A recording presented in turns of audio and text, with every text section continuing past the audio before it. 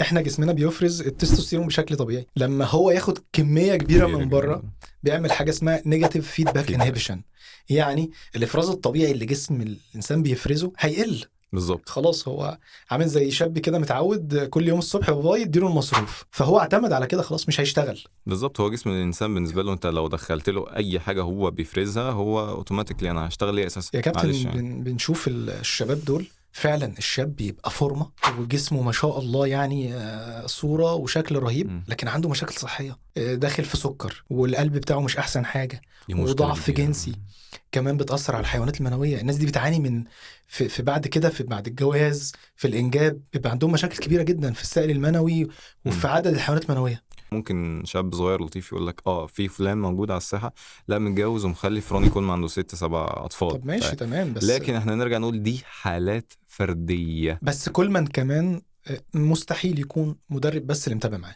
أكيد في طبيب في مشرف على طبيب، كل ده. مش طبيب واحد والله، هم مجموعة أطباء، وخصوصا برضه هم مجموعة أطباء وممكن يتضروا، وفي ناس كتير بتتضر. يعني أنا ذات نفسي أنا كان معايا طبيب غدد صماء، وكان معايا طبيب كبد، وكنت بعمل تحاليل كل 15 يوم.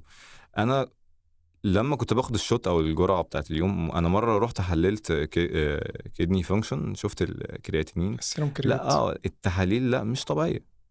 مش مش أبنور، أنت جسمك الميكانيزم. كله أبنورمال.